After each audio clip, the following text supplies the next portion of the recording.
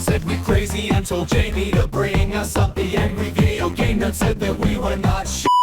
Arnold Schwarzenegger said he likes to listen to us while governating. It's the Mystery Gaming Bros podcast, where bronies talk about video games with a mystery Fluttershy fan and co-host Shakes and Cashflow. It's the Mystery Gaming Bros podcast. Andrew Tate said we are true manly alpha men. Alex Jones claims we know the truth about the deep state. Tony Soprano said it would be a shame if something bad happened to the listeners. It's the Mystery Gaming Bros podcast, where bronies talk about video games with a mystery Fluttershy fan and co-host Shakes and Cashflow. It's the Mystery Gaming Bros podcast. Donald Trump said we are great guys and that everybody loves us. Strong bad type, he endorses us with his boxing gloves on. Came back from the dead to officially endorse us. It's the Mystery Gaming Bros podcast, where bronies talk about video games with a mystery Fluttershy fan and co-host Shakes and Cashflow. It's the Mystery Gaming Bros podcast. Welcome to episode 13. In order to listen to us today, you'll need to give us your phone number, address, social security number, and worst of all, your PlayStation Network account info. How are you guys doing? Well, all you gotta do is just sign up with the PlayStation Network account and they'll leak all that information for you. Yeah, exactly. All for free. It's one-step convenience. Yep. You got other platforms where it's pay to play or pay to win, and with PlayStation Network, it's pay to be hacked. Yeah, exactly. I know that Helldivers has been through a hell of a up and down roller coaster lately. And I think it just went back down again when I've heard that they're not going to reinstate access to the game for the 177 countries that they removed access from. And apparently, yeah, it's still a shit show out there. Well, the one thing that's definitely hell diving right now is their stock price. Oh, yeah. How much is that taking a hit? Last I looked, it was down 15 points. Yeah, that's not good for them. You know what? When a multi-billion-dollar company messes up this badly and it blows up in their face, I have zero sympathy for them. Hey, fair enough. Sucks for them. Sucks to be you. Yeah, that's pretty interesting that we actually see a tangible change in the market simply because of not simply, but because of the controversy, you know? Just seeing that actually happen in real life is, well, it just shows you how much more the internet is taking an influence into our daily lives. Well, not our daily lives, but you know what I mean. Yeah, well, it's the communication age now, and it's been easier than ever for people to be able to unionize. And I think this is one of the I remember like game stonks being the last time something like this happened. But I think the power to the players is really starting to make them realize, like, hey, we are the consumers. We do have the power in this dynamic, and the big corporations just got a harsh reminder of that. Okay, so did you want to update us, Shakes, on what's been happening with Helldivers? For those that don't know. So for those that don't know, a week ago, they were going to enforce PC players to have to sign up for a PlayStation Network account, and despite not enforcing that for 3 months, and all the PC users were like nuts to that, and they all collectively review bombed it so hard that the corporate Sony had to took notice of it and said, okay, we're gonna rewind that. So they pulled that back, and then now everyone's changing their reviews back the other direction. So now it's getting a positive review again. But it kind of shows that the players have the power to do this, and now that there's blood in the water, the sharks are circling. Now that they realize that even gods can bleed, And I think that we're going to be seeing a lot more power being wielded in the future by review bombing, because that's the only real, aside from voting with your money to begin with, review bombing is the only real power that players have at the macro level. Yeah, yeah, it's been encouraging to see that lately. Like I've been getting, as you know, I've been getting sick of gaming corporations, just being really greedy lately. And yeah, obviously, Sony wanted to do this so that they could collect all our information. I guess everyone does already, with and use it to give us targeted ads and whatever.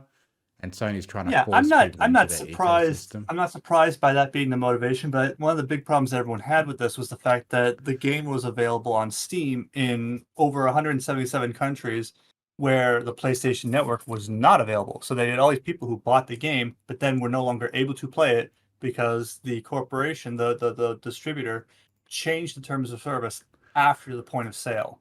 And that's one of the things that people were really mad about. I don't. There's a lot of games. I know I have several games that I play where it requires a separate platform logon. Like I have a bunch of games that require like the Epic Game Launcher. I don't play them very much, but like I have other games that require the Xbox Live game launcher, which that makes more sense because Xbox is a derivative of Windows and Microsoft. So having that as like being able to play certain games on Windows is somewhat acceptable. But the big problem with the PlayStation Network is that it has historically had more leaks in it than a colander. So people don't want to link. It wasn't just about using that to launch. They wanted the PlayStation Network to be linked to their Steam account, which meant access to all of their purchase history, all of their game history, gaming playtime history, and they would even potentially have access to things like PMs that you would send to other players. They would be able to potentially see that.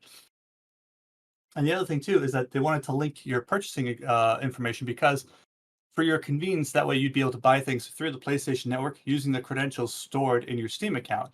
Now, that doesn't mean that they can look at your credit card information because that would supposedly be end-to-end encrypted. But because they have that access through the PlayStation Network, someone could use the PlayStation Network with all of its security fallacies and use that as a backdoor to get into the Steam's backend to then get access to your credit card information. And people were just like, "No, we're not signing up for this," and that's BS. And they turned on them, and they said, "We're not having it," and they made Sony back down, which sets a really important precedent. And I really hope that the rest of the players, the gaming world, and the gaming corporations and corporations at large are paying attention because people are realizing that you can use the internet to really unionize and make these big movements happen. Yeah. Cash, did you want to be a screen for us again today? Sure. You can go ahead and pop it open. I just posted some stuff on the agenda again in the chat room to there was a review on Steam that I thought was pretty funny. That I put just now in the MGB room. So The fact that, watch your and stream. here's the thing, like Sony's biggest misstep in doing this was that they did it with Helldivers 2, which is a game which centralizes its entire playing structure by collectively getting the entire player base to all do collaborative objectives together, and the they have major orders to get everyone to work toward a common goal, and so they picked the absolute wrong crowd to pick a fight with. Yeah, I heard that that they Well, one of the justifications Sony gave was that they needed to be able to ban people if necessary. But I think one thing is that why would you need to ban people in a cooperative game like this? It's not like they're I don't know. I guess you could still cheat or whatever, but yeah, I Well, mean you that's could, one but like point. it's a player versus environment game. Cheating becomes a much bigger issue in player versus player games where you can have like tournament level play, and this doesn't have that. right. Sony selected this game to do this because it was the game of the year candidate for 2024. They saw that they had this cash cow, and they're like, "Oh wow, okay, we got to get our hands on those others." And they, Arrowhead, the studio, was doing a fantastic job up until that point. And then Sony stepped in and said, "Yeah, we'll take it from here." And they just completely botched everything. They botched all of the goodwill of the player base, and also the consumers in general. Like the reason why their stock is tanking, it isn't just because players decided we're not gonna let you have this game, and then it just went down automatically. That's a reflection of consumer confidence. This is your average day traders and investors and hedge fund managers who are looking at Sony and having this happen to them and realizing, hey, they're a liability. They keep making these decisions that's going to cost them money, and that's bad for the investors. And so they're preemptively selling their stock, which hurts, which hits them where it hurts. It hits them in their pockets. And so they really, for their own sake, for Sony's sake, they need to learn from this. Otherwise, they're just going to keep hurting themselves financially. Yeah, and I hope I see this happen in other places that it's been pissing me off, like how they keep on putting like way too many microtransactions in Diablo 4 and stuff. Like they're still really screwing that up. But yeah, there's this review that I saw that Cash has put on screen now. I just wanted to read that because I thought it was a funny way to explain the situation. Okay, recommended. This game is so immersive that the publisher Sony volunteered to be a real-world villain as the objective for a real-world major order, an in-game mechanic that all players work together to achieve. True Helldivers came together to act against Sony and defeat the PSN connection mandate. But Sony has only been beaten back. Super citizens. We must remain vigilant against future incursions by the Sony threat. Okay, that's pretty funny. I'm not gonna lie. Now I realize It's that like this we is were saying earlier. It's exactly that. They literally made a game where it's very beneficial for you to cooperate with other players, and boom, it basically backfired in their face. Yeah. Yeah, I mean, I realize this is written as a joke, but that is precisely what happened. And Yeah. That was pretty. all they saw was A that great way to Helldivers them. was making a lot of money, but they did not understand the kind of animal that they were trying to tame when they went after Helldivers. Yep. The fact that we're able to see a tangible effect in the market too is really the crazy part, because it, like you said, it shows that we're living in an information age where, as things develop, that actually will affect the market. Yeah. And the other thing too, like when it says like remain vigilant against further incursions by Sony threats, like people have had their eyes open, because one of the big complaints was the fact that the fact that they were going to impose the PlayStation Network was already in the terms of service, but people weren't paying attention. And it's like that South Park episode, the human sent iPad, Yeah. where someone didn't Uh, read the end user license agreement, and that ended up getting They them became a human centipede. Yeah, and it's kind of like it was a warning to everyone, like, hey, make sure you read your terms of service. And this is kind of one of those wake up calls to the player base to say, Whoa, whoa, hey, whoa! Don't make don't sure- don't don't do that. don't do that. But this is like a wake up call to the players to say, hey, pay attention. And there's a lot of sentiment saying, I'm never going to buy another Sony game again, from the PlayStation, and not the PlayStation crowd. Unfortunately, they have no choice. But for the PC crowd, which is a huge market share for Sony, if the entire PC crowd stops buying PlayStation games or Sony games, that's going to hurt. That is going to hurt. Like that's going to hurt them a lot for at least the rest of the quarter. While this is fresh in everyone's mind. Now, obviously, we're talking about like Gen Z, Gen Alpha, and everyone's got the attention span of a goldfish, and this sort of stuff is going to pass, and people are going to move on to the next craze, and people are just going to forget. And that's kind of what the corporations are hoping for. They're hoping that people are just going to forget and go back to their old buying patterns. And in the meantime, they might lose a few $1 million here, but they'll still be salient as a multi-billion-dollar company. Mm. they'll weather this and then go back to finding other ways to screwing us over. And I hope that the video game player base at large, because this has been massive news. Even if you've never played the game or heard of it, you heard about it now because of this. Yeah. And I hope I hope this means people are going to be more vigilant in the future when it comes to what they spend their money on. Yeah, That's I important. did you hear that they are like revoking access to the Ghost of Tsushima game as well? Yeah. And And so so I know that there are people who are planning on buying it just to review bomb it and then immediately request a refund. And I'm not advocating for that. I don't think that people need to actively try to sabotage it. I think it's just going to do poorly enough as a result of this. On the PlayStation, on the PC side of things. I mean, if there are plenty of people who already bought it for PlayStation, and that's whatever.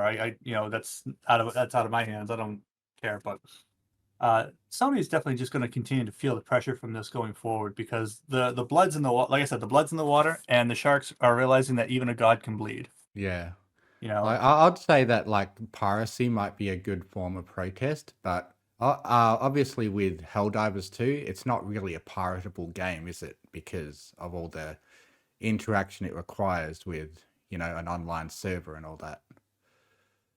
yeah, all the stuff being stored server side makes it like piracy works more like with like single player games, but the fact that all the information is stored server side makes it virtually impossible to pirate Helldivers. Like you might be able to get yourself a copy of the game, but once you try to set up an account to be able to log in and play online with other players, I imagine it's going to recognize that you have a fake key. Yeah. But I mean, I don't know, maybe that's never been my strong suit. All right. Is there anything else you just wanted to say about that? No, not really. I wouldn't say so. All right. I'll move on to the next thing. Lately I've been absolutely obsessed with a program called Suno, which allows you to create music using just prompts, just like with like with AI art. Now I linked 2 songs that I made cache in the MGB room. If you did you want to? Yeah. Basically, I made 2. Like, I made a new theme song for Mystery Gaming Bros. It looks like we got a dip in stock price there. Did you want to play the 2 that I've got there, Yeah. and then we can decide on which one we'd like to have as our theme song for the show? Here's the first one.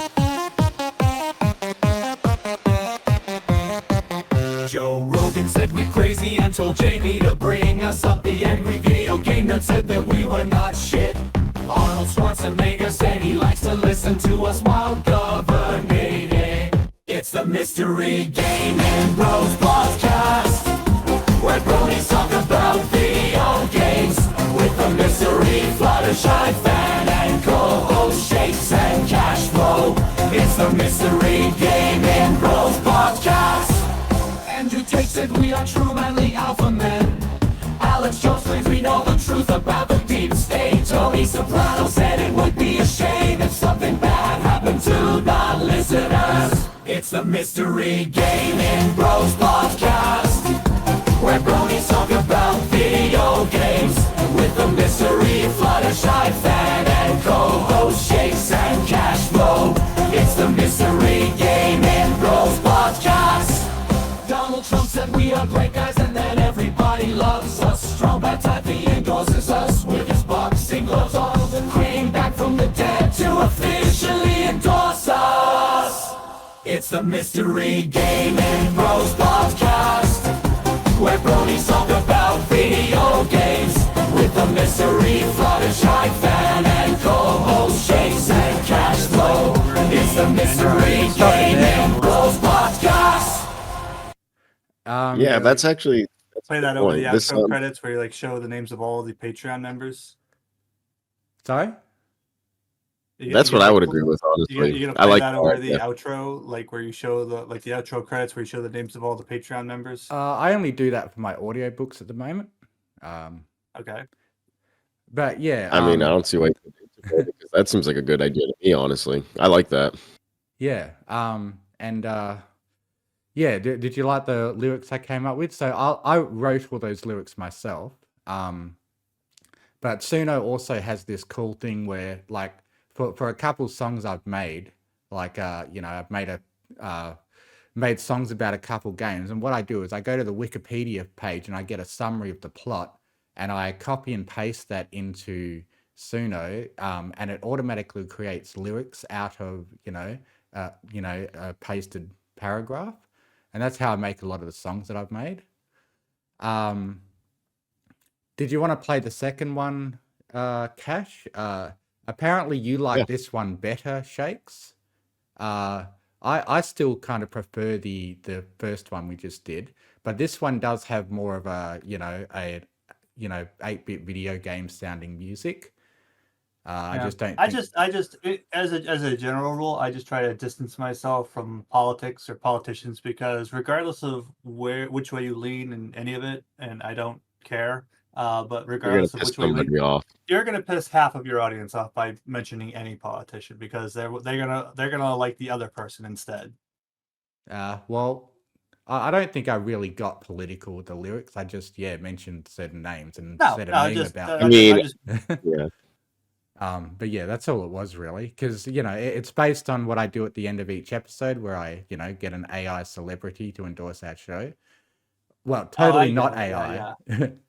Yeah. Right. No, totally not. So it's a They're reference to Collins. all that. All right. Yeah, okay. Did you want to play the second All one right, and let's see go which ahead and one we get this like next one better? started. Yeah. All right, let's hear it. Here we go. Joe Rogan said we were crazy until Jamie the Brain us up the angry video game that said that we were not shit. Arnold Schwarzenegger said he likes to listen to us while governating. It's the Mr. Gaming Bros podcast where bronies talk about Oh, yeah, I like this one. games with the mystery Fluttershy fan and co-host Shakes and Cash Flow. It's the Mr. Gaming Bros podcast. Andrew Tate said we are true manly alpha men. Alex Jones claims we know the truth about the deep state. Tony Soprano said it would be a shame if something bad happened to non-listeners. Yeah, I like this one. I like this one a lot. Do you want to Okay. finish it out? Yeah, it's got more of the electronic video game sound to it. Right. I feel like it has. I don't know. I like the beat on this one too. Yeah, I love actually the mentioned. electronic. I mentioned Great. 8-bit Sega in the prompts in order to get it to sound like that. Yeah. And I've been learning from a lot of other songs. Like I've been reading the lyrics to other songs that people have made in order to learn how to do more with the program myself. Like I've gotten a lot more experience since I made those songs, and I'm learning how to do some really cool stuff. Basically, I got inspired to make a bunch of songs that are literally just the lyrics of the name of an animal over and over and over. Like there's this one that went viral, which is just called Cat, and the lyrics are literally cat, cat, cat, cat, cat, cat, cat. And it's been viral on Suno lately, and it's been one of the most popular songs on there. So I did a couple of my own. Did you want to see if you? I can bring it up. Here's actually. I was gonna go to create. That way they can see a little representation of what it sees. Yeah, or you what we can see. probably demonstrate making a song yourself if you'd like. So what I often do is I go onto give me a prompt. Wikipedia. So like when I made the Fallout TV show song, I went to the Wikipedia to get a summary of the plot, pasted it in there, had it generate lyrics, and then it came up with a script for me. And we can probably listen to the Fallout TV show song I made when we talk about that, because I'm going to hopefully get around to talking about that. All right. Let's call it Bank Run.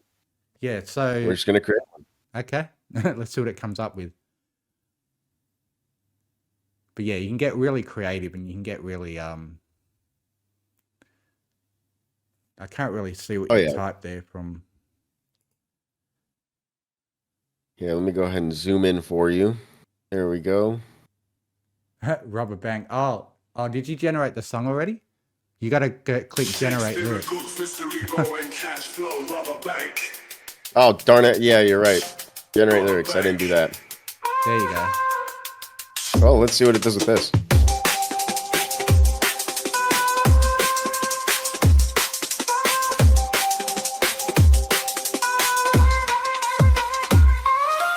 Shakespearicles, mystery blowing cash flow, rubber bank.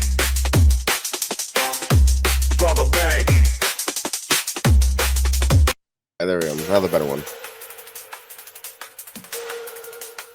What genre did you? This is infectious drum and bass. Cash flow pulled up to the bank. Ready to make that dough. No time for emotions. No time for remorse. Oh yeah, so that's the kind of things you can do with it. It's a lot of fun. You can have so many different styles, genres of music. As you saw, you could just generate the lyrics off a prompt, and it just goes. You can even continue to make this song even longer. Yeah, so yeah, I've signed up for it, and I'm using it to create instrumental music as well for my audiobooks now. I've decided to leave Artlist because they kept on having problems with not resolving copyrights very quickly, and yeah, the music that I make with them constantly getting copyright claimed. Oh, okay, I see. So you went with this Yeah, so app I'm going instead. with this Suno With the from now on instead. because it's half the price of what Artlist was, and I no longer have to worry about copyright claims. Yeah, that's fair. I mean, I got the same one. I got the $10 one or whatever, just because I was like, hey, you know what? Let's make some music that. What's Oh it yeah, called? yeah. I forgot that you great for- actually got an account yourself. I'll put in this is the song that I was inspired to make after I heard the viral cat song, and I did this exact same thing except I did it with the word pony, and I made a little. What if you could do as I used I've been making use of the wallpaper engine to make a lot of these videos. So this is Okay. a background off wallpaper engine, and then I also got a visualizer with wallpaper engine, and I just layered it on top of it. That's how I made this video. So I thought Program is that one? Sounds pretty interesting. What's it called? if you just put in audio visualizer when you're searching the workshop on wallpaper engine. Oh, okay. Visualizer. Yeah. So I just green Okay. screen out the black, and then I'm able to put it on top of another image like this.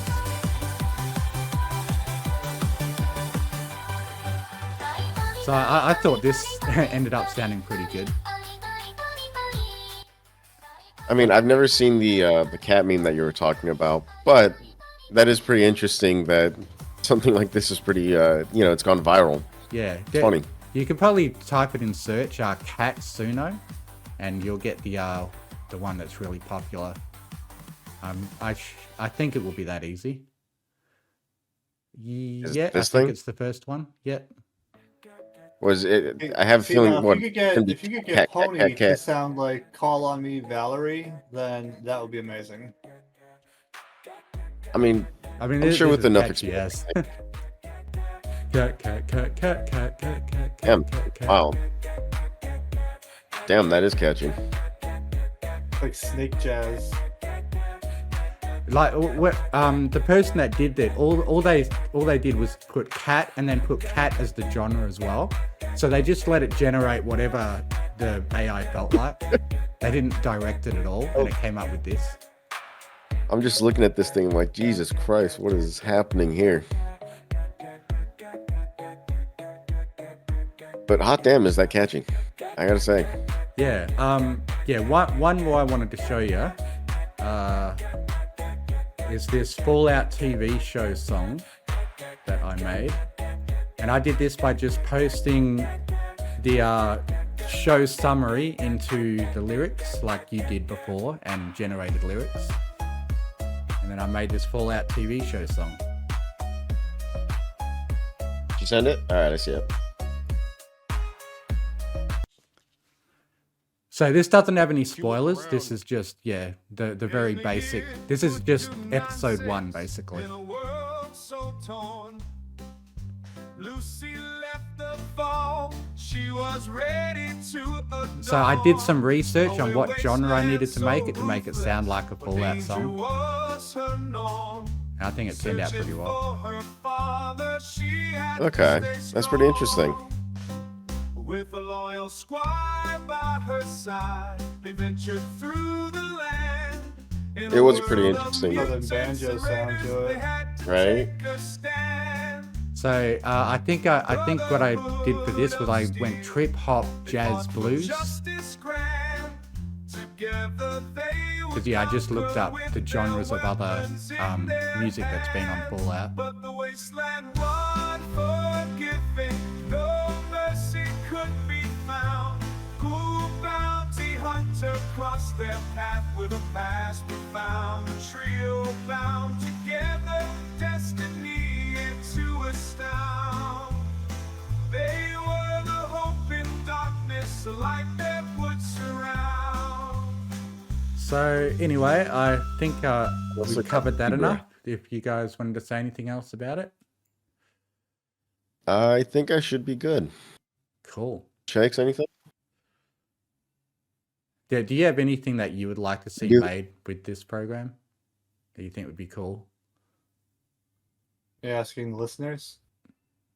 Oh, yeah, or you? I mean, I could brainstorm some stuff later. I can't think of anything off the top of my head. Like I said, like if you could take the Pony song and make it sound like "Call on Me, Valerie," which is a song that would probably sound very good if you used Pony in it. All right. Yeah, I'll look into that. All right. The next topic I'll go on to is Baldur's Gate 3. I've started playing that again. And this time I'm doing an evil playthrough. And some interesting things happened. So yeah, they've recently made an update where they've fleshed out the evil playthrough more. So they've added like, proper endings and stuff for if you do an evil playthrough. So I gave it a go, and what happened was I sided with the goblins in order to, go down an evil path. And I found out that there was this other companion that you could recruit only by going by the evil path. But the thing that happened that pissed me off was that 2 of my party members left because I was evil. So I considered just giving up on the game at that point, but then I made a decision and I decided instead of side with the goblins, I reloaded my save and I decided to just do a complete genocidal playthrough. So I decided to just kill everyone, no matter, the goblins, the good guys, everyone I come across, I just kill after I trade with them and make some money. And I'm yet to see what the consequences are of that. But one consequence that hasn't happened is that my party members haven't left me. So if I continue the game siding with the goblins, 2 of my party members leave me, Will and the fire lady Karlak, which was really disappointing because they were the other characters that I wanted to see fleshed out in the story that I didn't pick in my first playthrough. But by going completely genocidal, I plan to wipe every NPC off the map by the end of Act 1 and make sure there's no one left alive, and go into Act 2 and see what happens. And So yeah, that is going to be pretty interesting, seeing how much of the map you can clear and how much that's going to affect the overall story. oh yeah, I haven't I'm played looking this game in a forward to it. little while. What recent major updates have there been? Well, like I said, that's when I decided to play it again. I was like, oh, I can do a proper evil playthrough. And what's really cool about the evil playthrough is you can play as the Dark Urge, And you can still try to be good as the Dark Urge, but they make it really hard. The Dark Urge is a character that's only playable as your origin character. Um, you can't actually recruit him in your party, if you're playing as one of the other characters or as a custom character.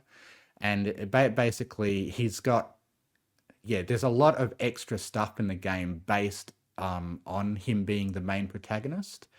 And yeah, the Dark Urge is basically this. He has this temptation to murder. Like, for example, just a small spoiler. When you meet Gale, when he puts his hand out of the portal and asks you to help him, um, I had my character, the Dark Urge, just cut his hand off, and Okay.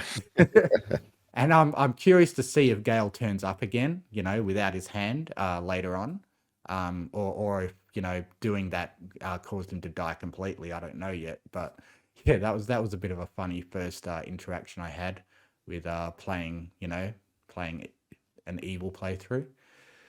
So yeah, I just thought that was like, yeah, I'm looking forward to seeing what the results of this will be. But yeah, I'm still bouncing around a lot of games. Like, I've gotten back into V Rising again, which I'll talk about shortly.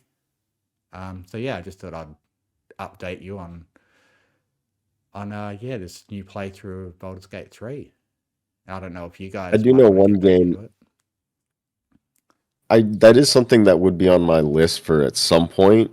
But one game that my friend that actually got me Baldur's Gate 3 so we could play, we've been playing a lot of Hunt Showdown recently. I don't know if you guys have played this one before. It's basically almost like a, how should I put it? Battle Royale, but the objective is to hunt monsters more than it is to survive, I guess. It's like an arena type game. So you go for a big old monster in the middle, finding clues along the way, and I don't know, I really enjoy the PvP. I think it's a lot of fun. You have to be smart about it because, holy crap, if they have range on you and you have, like, let's say a shotgun, it really does hurt. And vice versa. They're really close, a lot of these guns are basically just one shots. So it's just pretty insane. It's pretty fun though. It's a high stakes game. Cool. Yeah. Yeah, I don't tend to be into much first person shooters other than like Fallout. Plus, Well, that's fair. I I mean, don't really play multiplayer games very, very often. I probably suck at video games, so I prefer to, you know, yeah, like yeah, I like don't PT. like the pressure of having to be in a team or whatever, and Oh, this is what I was meaning by one of those big old monsters. No, but yeah, I know what you mean.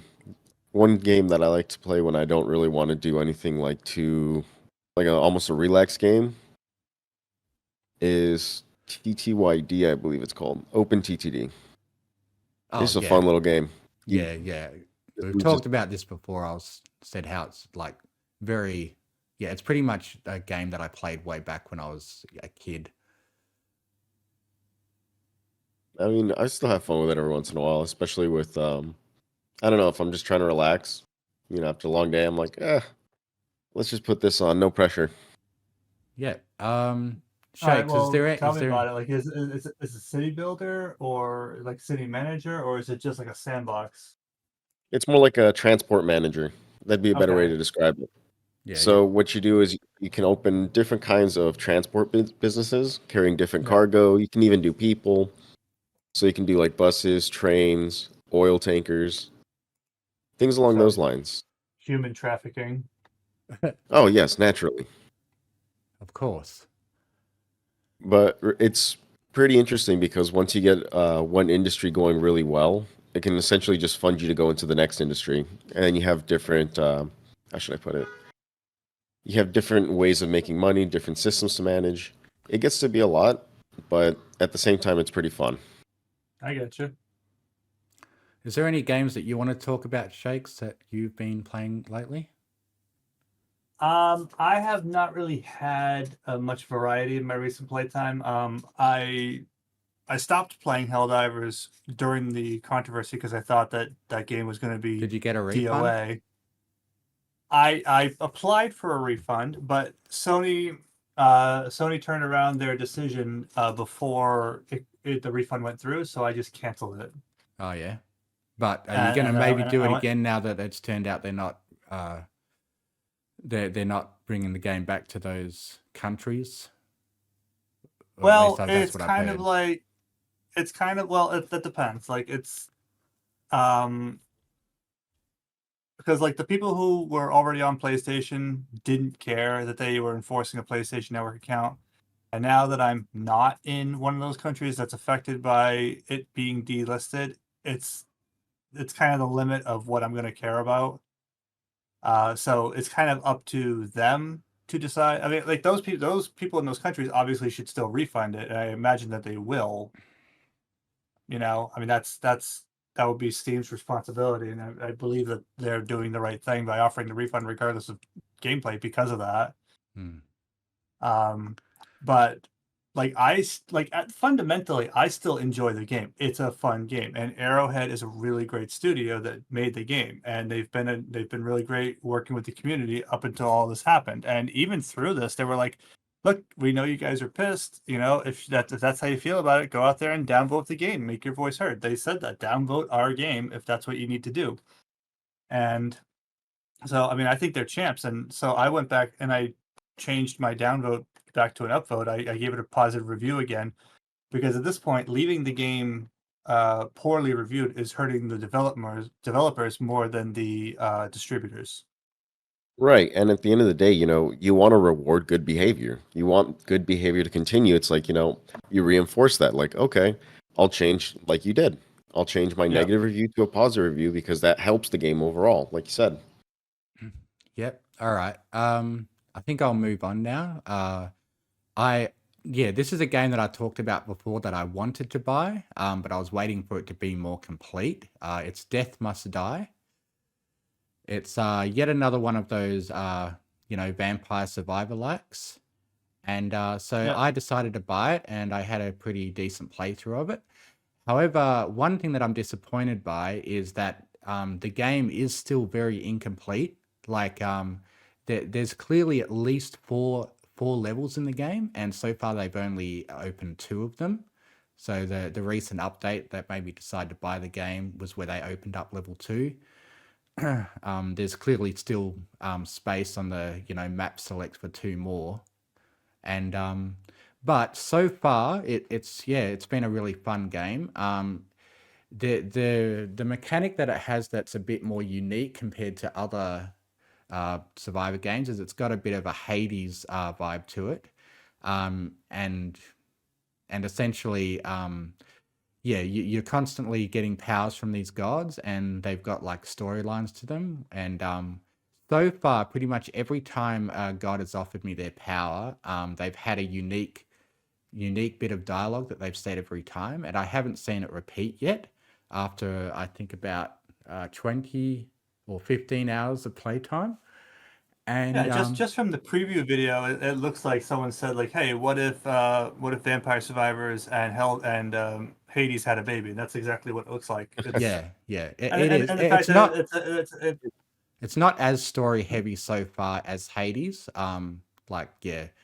You don't really interact with the characters that much. There's not as much story in that regards, although maybe they plan to put more in. well, Sorry. sure, it's early access. Yeah, so I find that the range of powers isn't exactly as impressive as some other vampire survivor like games.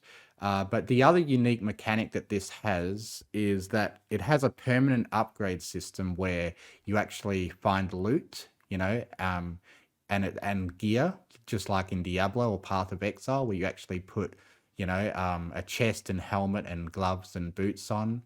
And they've got randomized stats and everything, just like in a Diablo game. And that's a permanent upgrade system. So when you go to the level next, you're more powerful to start with. And then you get the powers to increase your stats to get more and more powerful as you play through and try to survive 30 minutes. And but yeah, that's the main unique thing, is that there's a permanent upgrade system going on with the gear that you collect and put on the characters.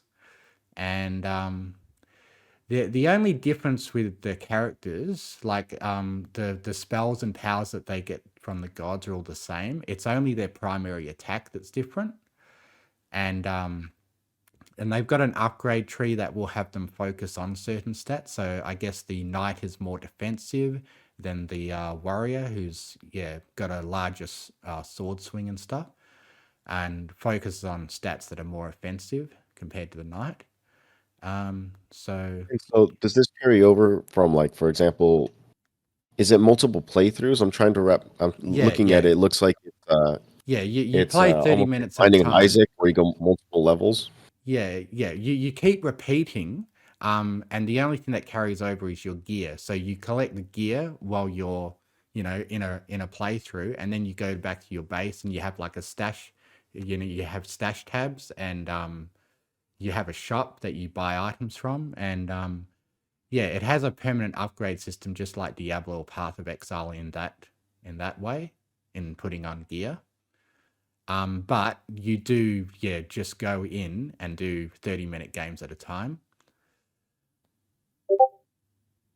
So it's a mix of Vampire One Survivors game, in that way. one game that I've been playing recently, and it has a bit of controversy around it right now, is Escape from Tarkov. I recently went back and it's actually going to be a lot of fun. I remember being it. When was it? I must have bought it a few years ago at this point, maybe 4, 5. And I remember when there was a lot of things that weren't implemented that are just completely different. They've changed into the ways that, how should I put it? Like, for one example, is that now you have flares you can actually fire and just call in a big old beacon that everyone can see. And so it's really heavily based on PvP. It's a first-person shooter.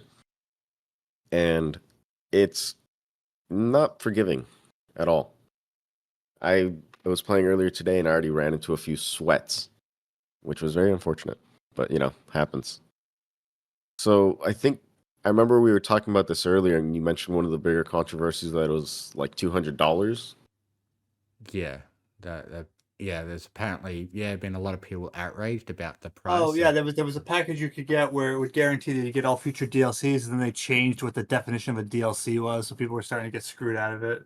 Yeah. So, Yeah, I remember yeah, that. they said all So future they have that DLCs, down. and then they decided, oh no, this doesn't count as a DLC. It's a separate game, blah de blah. It's a separate, yeah. It They was make pretty. It was pretty excuses. shitty. I don't know. I mean, to me, it seemed almost like an expansion. Like, how World of Warcraft have large expansions? That's kind of what it seems like to me. And the 250 was for the highest tier. They removed something called oh goodness gracious, I forgot what it was called. It was the Ultimate Darkness Edition. I think that's what it was called. And oh my goodness, that thing was huge. Yeah. But they removed it now, so people can't really get that. So they've If you gone really back on wanted to their go, bad decision, just like Sony did. yes, they did. So, Edge of Darkness, that's what it was called. So this is the one that I bought. I ended up getting it on sale at some point. But now they have access to it for free because, the backlash was pretty big, and, well, they ultimately ended up backing out on that decision at least. So it's kind of considered DLC now, because you're right earlier. When they first came out, they said no, it's not really a DLC. They're saying it's not a DLC, so they were charging people for it. Yeah. All right. I think total, if you want to get both, it's going to be $85, because the lowest tier is $50. But it's a fun game, very intense. One of the few games that gets my heart going very fast. All right. Yeah, the last strictly PvP game I really enjoyed was Call of Duty Warzone, but that was only because I was playing it with friends. Like I tried playing it solo, and I hate that crap. Like that whole PUBG, have to get to the center of the shrinking circle. It was fun with friends. but then Activision went through a couple of really big ban waves, and a bunch of people got targeted who actually weren't cheating, and a lot of people who were cheating were still in the game.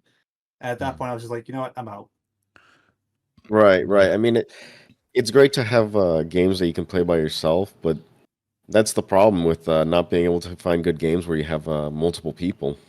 You know, it's only fun as long as you have those multiple people. Okay. Now this next game, Balatro, is something that I know that you've been playing a lot, Shakes. Yes. And apparently it's been getting really good reviews. A lot of people are saying that it's insanely addictive. So did you want to tell us a bit about it? I highly recommend it to literally everyone. It is, if you took the concept, the most fundamental concept of a roguelike, or no, a roguelike, because this one has no long-term upgrades aside from unlocking cards, but like you still have to get those when you play. And you just discover them, and then they go in your little like binder of like, hey, I discovered this card So kind of it's a deal. bit like Slay the Spire in that way. Sort of, yeah. But it is at its heart, it's a roguelite, and you are, if you know how to play a poker hand, like if you understand that like four of a kind beats a full house or flush or whatnot, like if you understand how to play poker, you're already ahead of the learning curve. And then you get jokers, these joker cards that add effects to the game. So like it makes it so that your flushes are worth more, and then you have to beat a certain chip value um, for each particular level you beat. And then as you get to the next one, the amount of chips you have to win becomes higher, and you have to get more cards and to change those multipliers. Yeah. And then there's you can add in or take out cards out of your playing deck. You can change your cards to make them give multipliers or give additional chips. And the nice thing about it too is that all of the information is transparent. There's no hidden information. You hover over a card, it tells you exactly what it does. If you look yeah. if you pause the game and you look at what your current run info is, it tells you all of the upgrades you currently have active, how they interact with each other. And this is a game that invites you to break it, because some people say like, oh man, if you do this combo, it's totally broken. This game knows it. This game knows that there are certain combinations that are absolutely busted, and it says, go ahead, try, see how far you can go, see how big of a combination you can get, see how good you can get your deck to be. Just think of how invincible you can make it, and then still be humbled when you watch it run out of gas when you go into endless mode. Because all you have to do is you have to make it through 8 antes for the normal playthrough. There's different color decks, which all have a different unique setup about them. Some of them don't have any face cards. Some of them have only 2 suits. Some of them have a random assortment, which is really like if you want to play the true Balatro, there's a deck where your entire deck is randomized.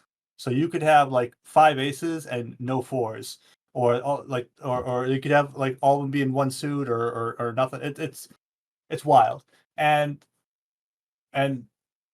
so as you play this, like you just have to get through 8 antes, and each one has 3 rounds of the small blind, big blind, and then a boss, which has a modifier saying like, oh, all face cards are worthless now for this particular game. And then after you beat the boss, you go on to the next one, and it'll be like, okay, all spades are worth 0 now, and you have to try to still beat that one. So like if you try to make one, if you try to like delete all of the cards out of your deck except for spades, and then you keep adding in more spades, so that way you get a flush every time. Then you get to the boss where it says all spades are debuffed. You're like, well, I'm screwed.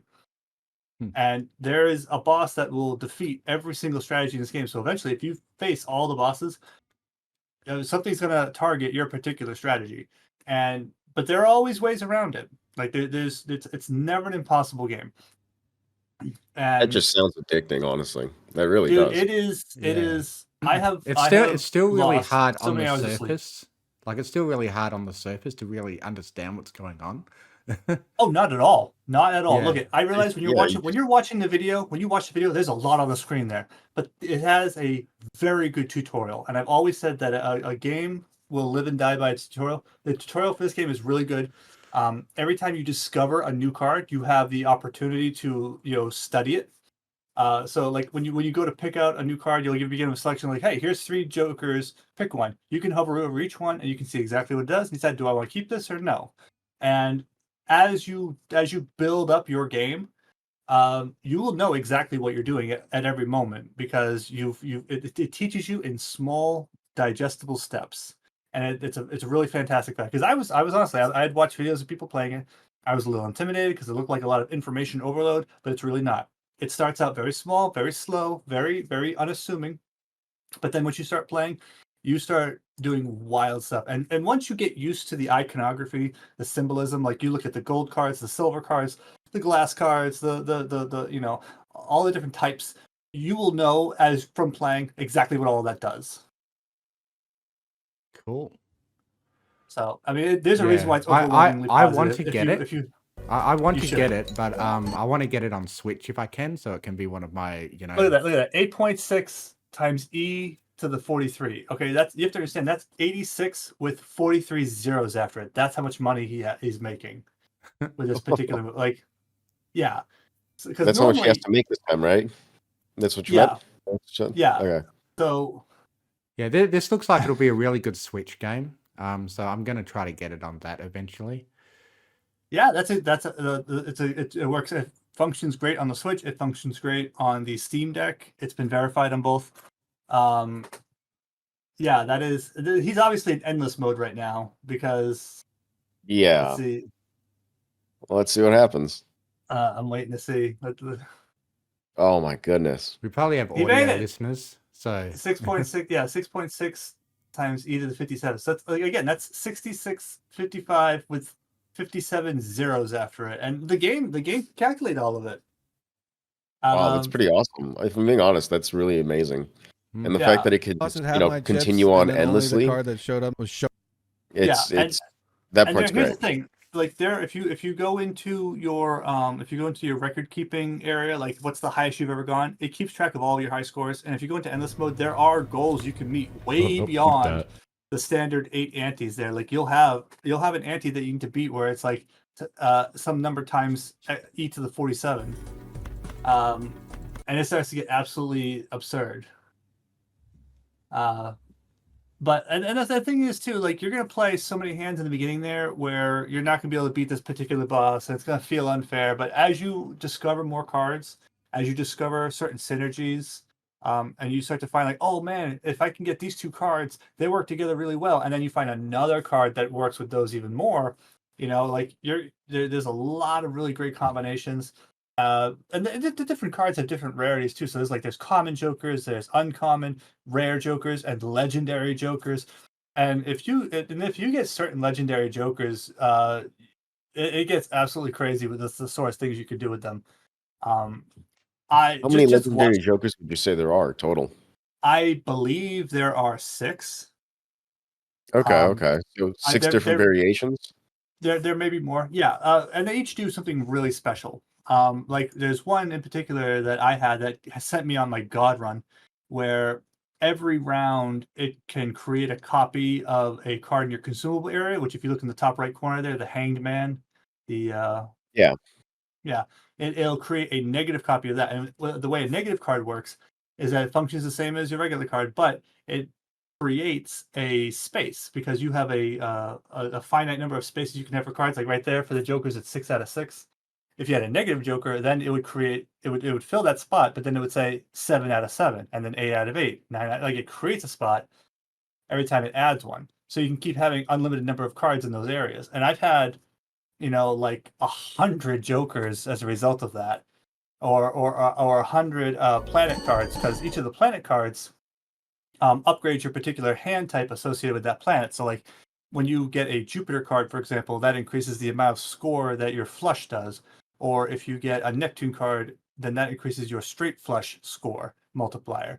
And so then by having 100 Jupiters from that particular card, then every one of those creates an additional 1.5 multiplier for that hand type. So then, like, if I had 100 Jupiters and I got a flush, it would be whatever my score was times 1.5 times 1.5 times 1.5 times 1.5, 100 times. And that's how you end up with these ridiculously large numbers, because it keeps multiplying it by 150%.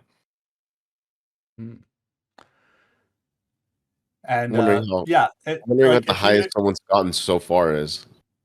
yeah, Yeah, well, no, man. because Because I then, mean, you said it was well, endless, right? It's yeah, endless. So and eventually it gets to the point where it'll have a stack overflow, and it'll just say that your required score is infinite because it can't calculate it.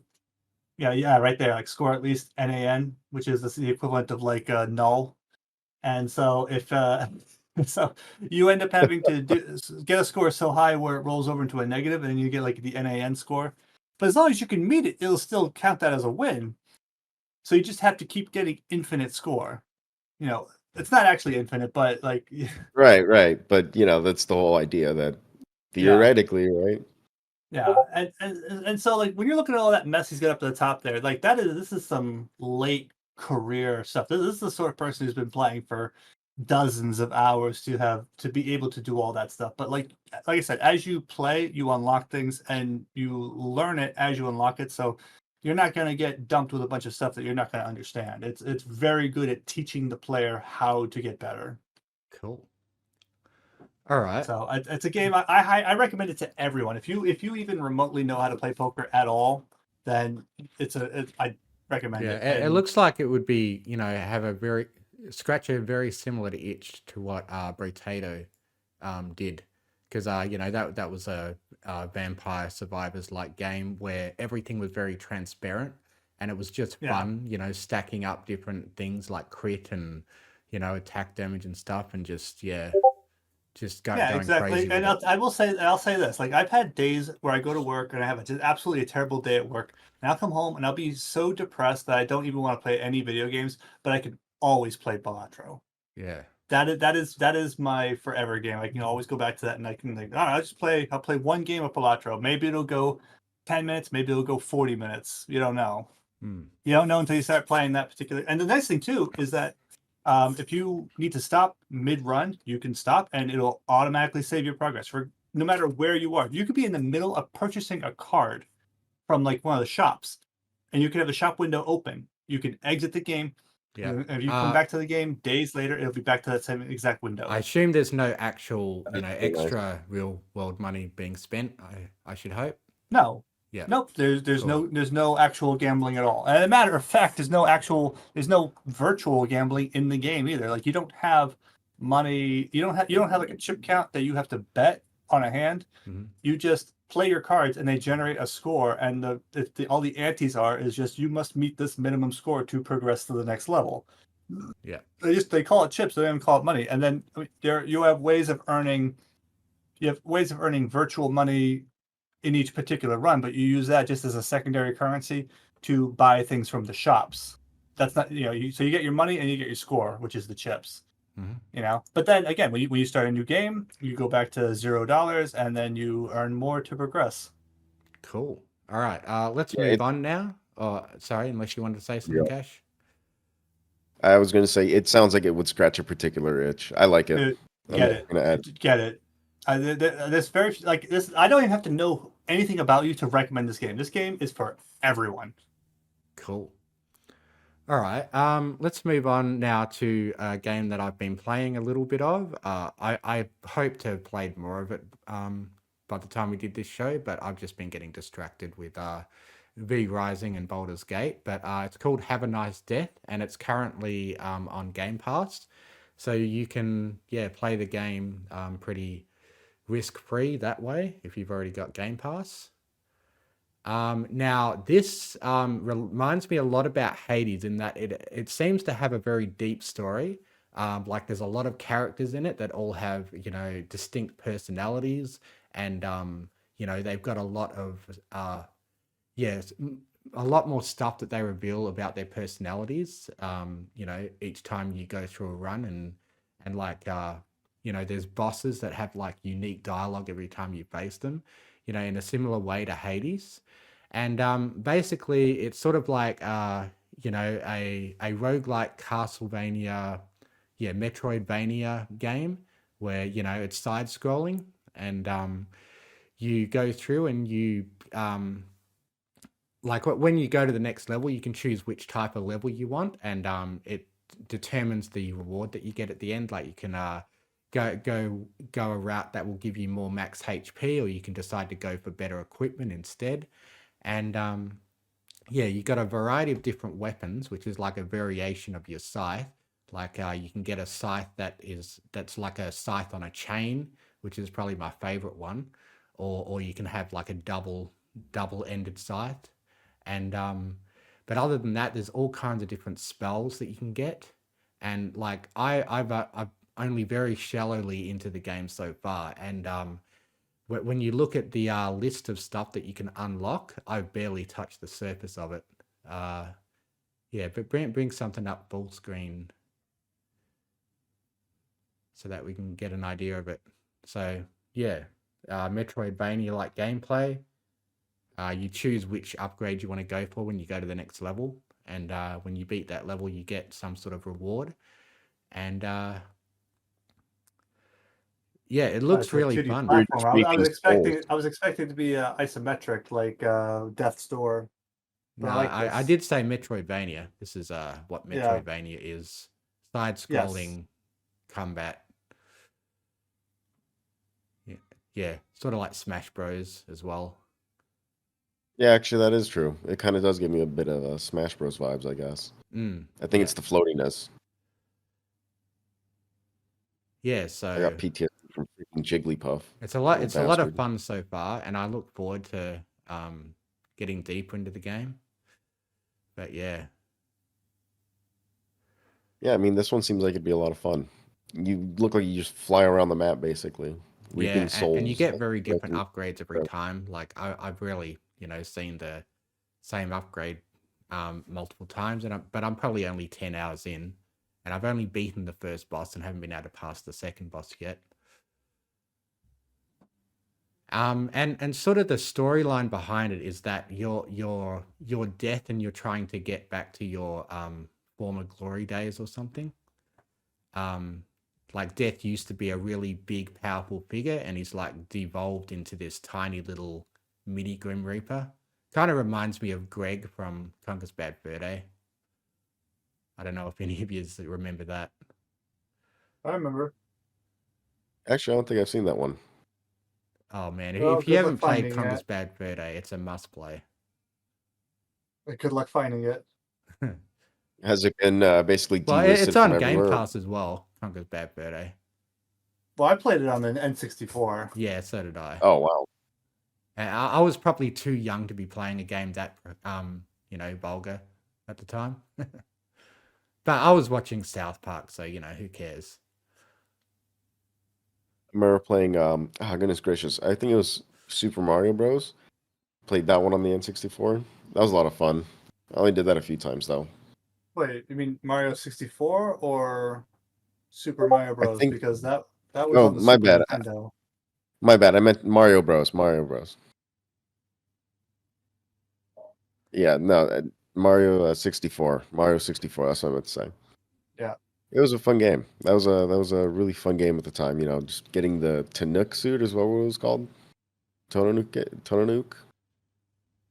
I don't know. I always knew it the one that made him a raccoon. Tananuki, yes. Yeah.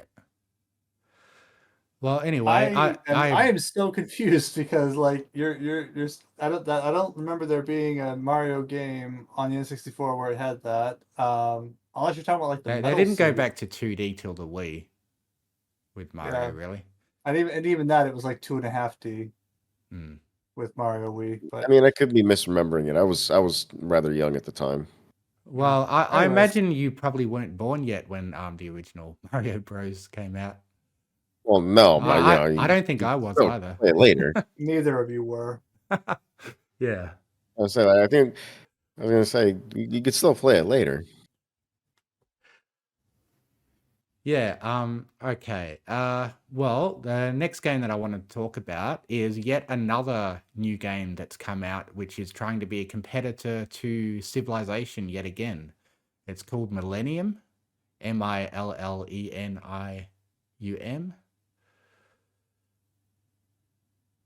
I don't know if it'll. Well, No, there's that a looks lot. a bit vague. You got to put game. Yeah, there it is. Millenia. Okay, I spelled it wrong. It's Millenia, not Millennium. My buddy was telling me about this one actually as well. Yeah, so this is yet another competitor to Civilization. It takes a yet another unique spin on it. So like I've been enjoying Humankind, which is where you get to choose like a new culture to emulate each age. You know, you can start off as like, you know, the Babylonians, and then you can take on the culture of the Persians, and then England, and so on. This one has an even more customizable sort of route that you can take. And it has a lot more emphasis on having a lot of depth in each kind of civilization that you want to be, whether you want it to be military or culture uh, or stuff like that. What this game has is it has you earn knowledge points. Like instead of there being like a technology tree or whatever, well, there is a technology tree as well, but you get these knowledge points, experience points that you then spend in a variety of different ways. So, like if you want to spawn a new settler, you've got to get like administration points. Uh,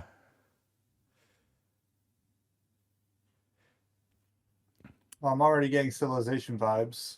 yeah, well, I know, right? yeah, it's a bit hard to explain the ways that it's unique, but like, yeah, you are. I don't know. Maybe reading the Steam page would be a good idea. Let's check it out.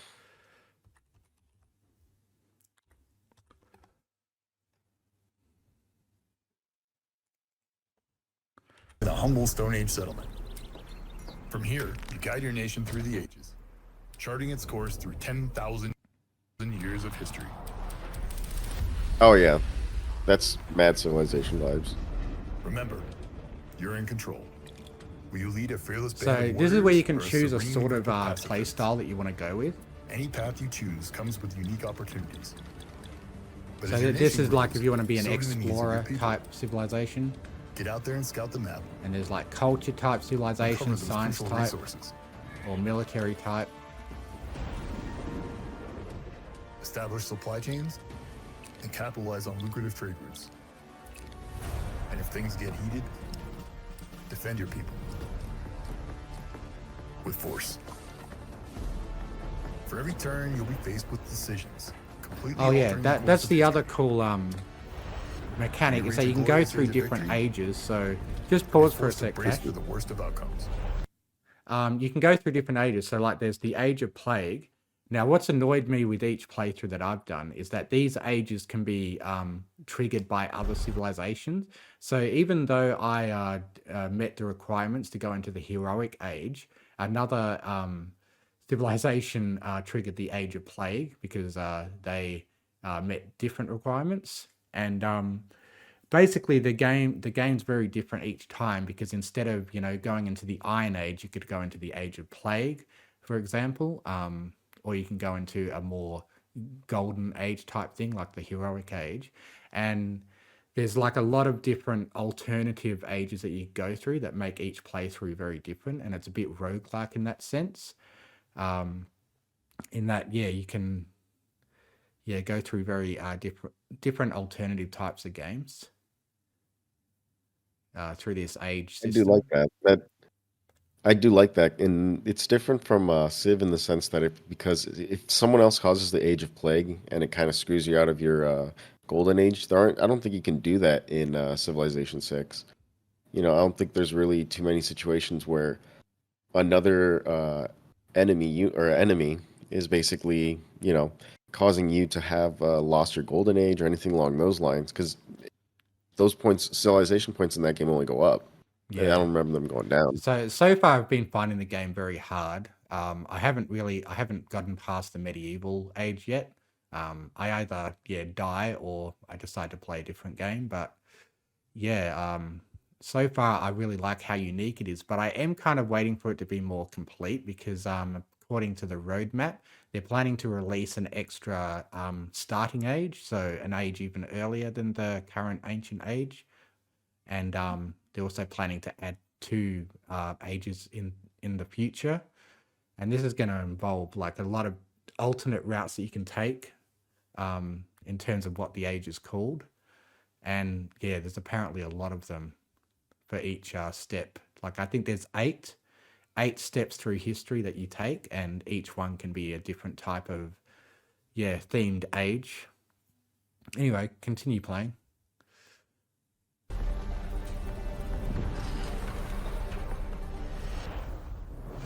So I've yet to see what Defying some of the history, later ages turn look by like turn. because Age by age. yeah, I'm thinking of like picking up the game again once they put in some of these some more updates. Like I'm particularly looking forward to the update where they add an extra, earlier age. Yeah, that's gonna be interesting. I wonder what they're gonna go with. I mean, at the moment, humankind kind of has that with the nomad start, where you kind of start off just a migrating tribe. But yeah, anyway, so far I enjoy it, but I do find it quite hard and frustrating. And I would like to put more time into it, but I haven't actually bought the game yet. I tried it out by another means, and I liked what I saw so far, but yeah, I'm kind of waiting till it updates a bit more before I possibly buy it. Yeah, I suppose that's fair. I mean, I see the recent reviews and overall reviews are a little mixed. Yeah, the But mixed thing, I think the people's main complaint about it is that it is kind of complex. It's kind of hard to know what you're doing, and it is very hard. Like the amount of times I've quit just because my civilization was doomed is kind of the main thing that kind of kept me from getting past the medieval age so far.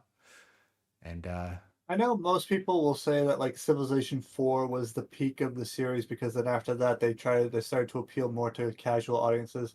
But the yeah, thing that I liked about Civilization 5 was that yes, it was simpler, but I don't think it made it necessarily any more easy. They just made it easier to not forget that you have like units all over the map. And so it generated that checklist for you on every single turn to make sure, hey, yeah, what do you want to do with this unit? Do it you got want a them to bit just keep waiting? broken. Okay. Yeah, it got a bit broken with how you could have 100,000 units on the one tile and stuff like that. But yeah, I think Yeah, but Millenia is kind of returning a bit more to being more of a historical simulation, more, a bit more than a game, like it's become with Civilization.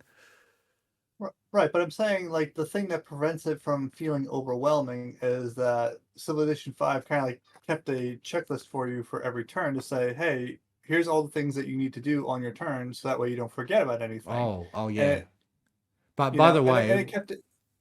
yeah, by the way, with Millenia, that's one of the things that is harder about the game is that it doesn't remind you it reminds you that you can spend your points on something, but you often don't need to or don't want to at the time, or you want to save your points for a better upgrade.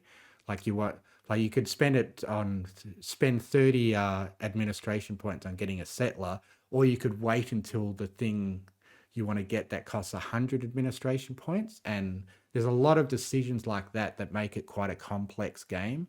And even though it does give you alerts about when you can do something, you don't actually want to do everything that it tells you. You don't want to interact with every opportunity to spend your points because it's not always the best decision. So I find that, yeah, the game's got a lot of depth and complexity in that area, but it does make it quite difficult and you've got to really pay attention and remember to do things. Anyway, go on. No, I mean that was really it. Yeah. that is one thing that I have noticed with Civ 6 is that, yeah, it does always tell you, like, hey, your troops still need something to do. Your troops still need something to do. So I know what you mean by when they added that. I mean, it did make it, if I'm being completely honest. I've had moments where I've forgotten that I have troops laying around, or they're Yeah. somewhere else, and I just don't see them. Yeah, that So will I do happen a see lot with Millenia. easier. I've noticed. Yeah, that's definitely gonna happen if I play this game. Yeah. I'm just gonna have some fuckers out on a boat in the middle of the ocean. Like, oh, sorry guys, forgot about you. Yeah, that happens a lot with this game. That's one of the things that makes it quite challenging compared to Civilization. All right, so I've covered that. Now, next we've got V Rising. I've got quite a bit to say about this because yeah, I bought the game while it was in beta. It was at like 80% complete, but now it's come out as a full release.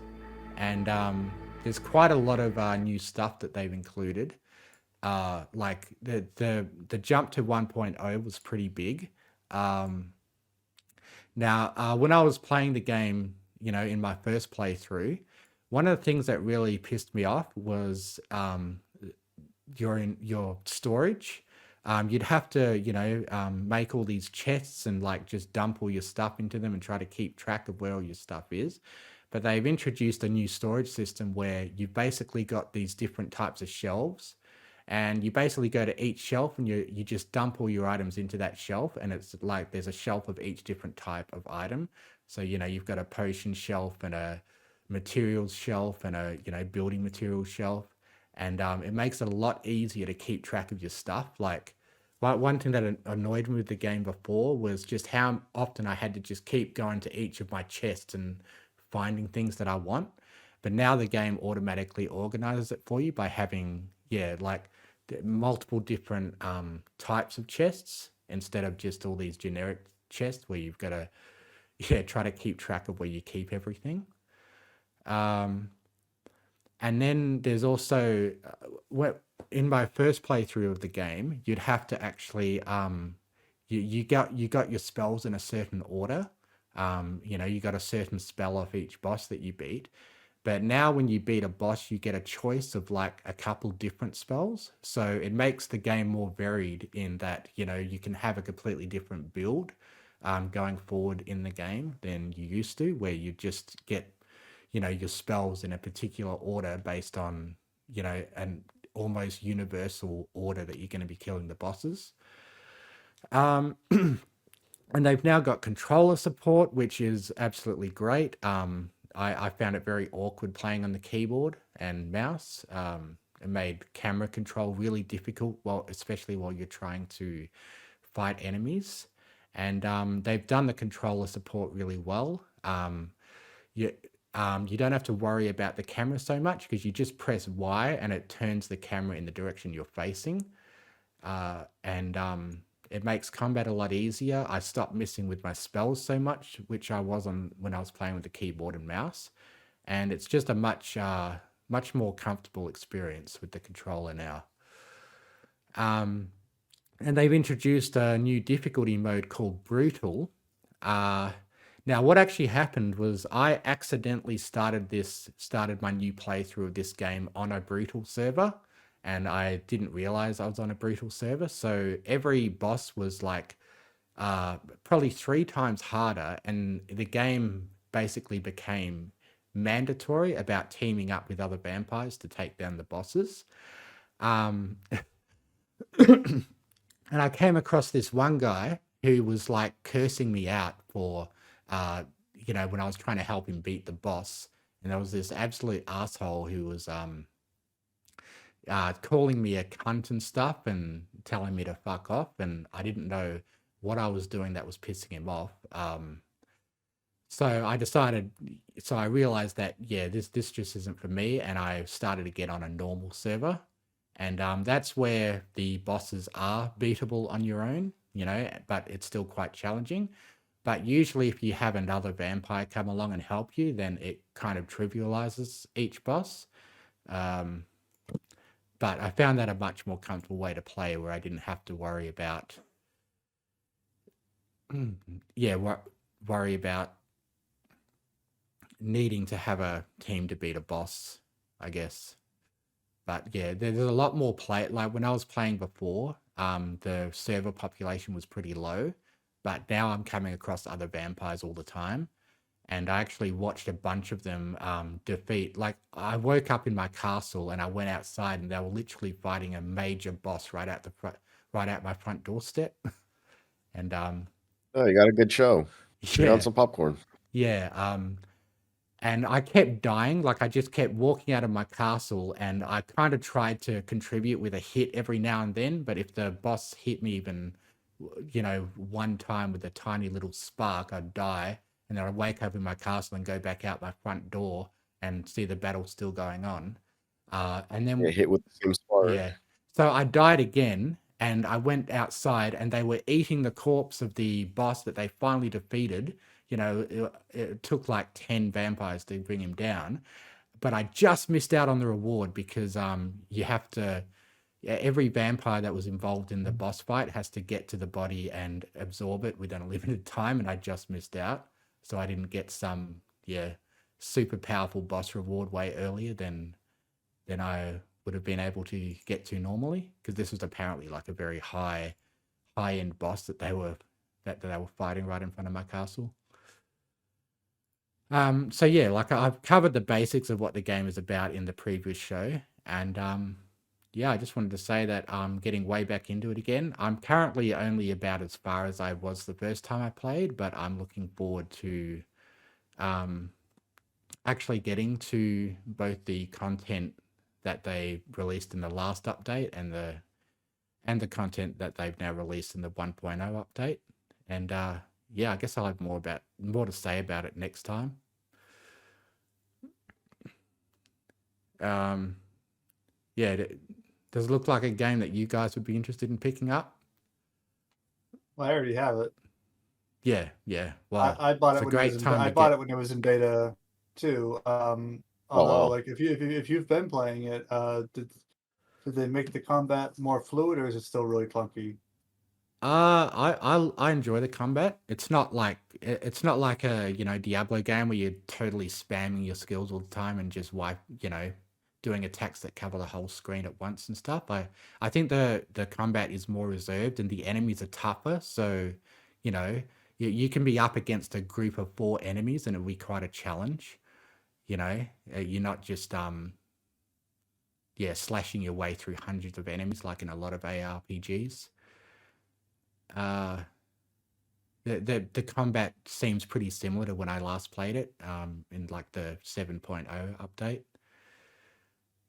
But yeah, I'm not sure what you mean by clunky combat. I mean, it's a bit slower paced in that you've got to wait for your cooldowns on your special skills for a fairly long time. But yeah, well, what did you find clunky about the combat? Well, I was hoping that it would be when I played it. I was hoping that the combat would be more like Hades, whereas it would be a pace where you could just you could spam your light attacks, and just kind of chip away, and have to, and that's fine. Like having to wait for your specials to have cooldowns, but I found that having it all like tied into your like hotbar for to select from made it a little tricky to try and do. Well, But if the last time you played it was like the original beta, I can tell you that the game has definitely evolved a lot since then.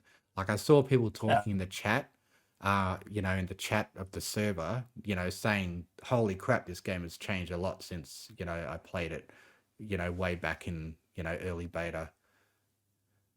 yeah, I mean, I remember when they first announced it, I was very excited for the game itself. I still think I Yeah, still like the game, and hopefully the gameplay has either improved since I have last played it, which yeah. was way back when. There's so much about the like when it game was that's first. really good. Like I really enjoy the castle building mechanic.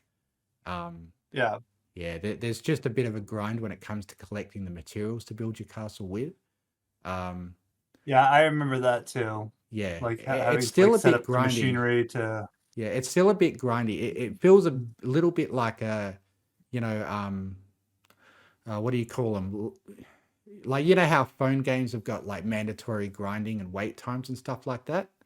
This Yeah. game's got a fair bit Yeah. of that, but it's like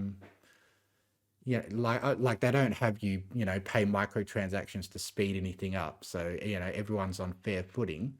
But it is a game where you'll log out, send your mercenaries off to collect materials while you're away from the game and stuff like that, as a way to get over the humps of some of the large amounts of resources that you need for certain upgrades.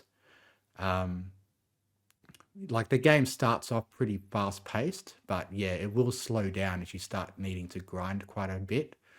Once you get the tailor's table and you start getting the next armor upgrade for that, you'll probably find yourself needing to raid the cotton farms a lot in order to collect all the cotton you need in order to Yeah, I remember that. not just upgrade your armor, but also upgrade the armor of all your minions as well. because by that time you'll Yeah, probably have and 6 minions. I don't think ever got a minion. I think I might have gotten a thrall at one point, but I had to like throw him into the blood grinder to feed the blood pool thing to make sure, because I still hadn't gotten a Yeah. roof yet. Yeah, so you've got you've got thralls, that you send out Yeah, on missions. the original like castle mechanic. I know they improved it, but I remember the original castle building system was very unintuitive. Like it was hard to figure out like how to build a door. Like I had the walls, and so I just had having a section of wall that I just kept like destroying and replacing every time I exited and entered the castle. Hmm. Because like for the life of me, I couldn't find where the door option was because I didn't. I think I had to unlock that technology later on, which was weird at the time. I didn't think like a door was that complicated, but Yeah, I'm sure they it- probably it's improved not, it. That's a little yeah, bit weird. it's definitely a game I want to revisit. Yeah, it's definitely a great time to, because it's fully fleshed out now, and the stuff you can do with your castle building can get really elaborate, and like I'm doing this fun thing where I'm kind of trying to make a castle that represents the castle from Castlevania. You've got like stairs going to upper parts of the castle and stuff. I might do a playthrough of it sometime, maybe upload it to the channel. But yeah, That seems like it'd be a good time. it's a great game. It's addictive in a lot of really good ways. I don't really mind the grind that much because it's just really engaging. And it makes it feel more rewarding when you get to the next stage of stuff that you unlock. And I have no idea what some of the later parts of the game are gonna look like. I'm probably still at just the basic part of the game so far, because there's like 4 acts, and I'm just starting Act 2. And that's when you just start getting you got thralls, which are the vampire minions that you send out on missions, and then you also have prisoners where you want to try to capture a human that's got a really good quality blood, and then you can put them in a cage and then be able to tap blood from them whenever you want, but you still have to maintain their health. So like if you indulge in a really good human that you've got in prison too much, they'll die. So you want to like feed them to get their health back up and stuff, and also not make them so miserable that I think they probably kill themselves if they get too miserable. So there's that too. And I think the goal is to try to have all your thralls fully upgraded and equipped, and then also have like a prisoner of each type of blood type, sort of like collecting Pokemon. Right, collecting blood types. Yeah. Gotta catch them all. Yeah. So that's that game.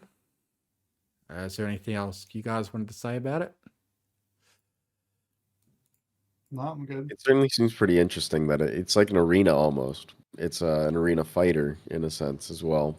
I haven't tried this game, but I might be picking it up in the future. This seems like fun. It's not really an arena fighter. It's more like Diablo No? 4 in terms of you've got a large world that you travel around. It was probably just showing some boss fights that take place in arena-like areas. That makes more sense. Yeah.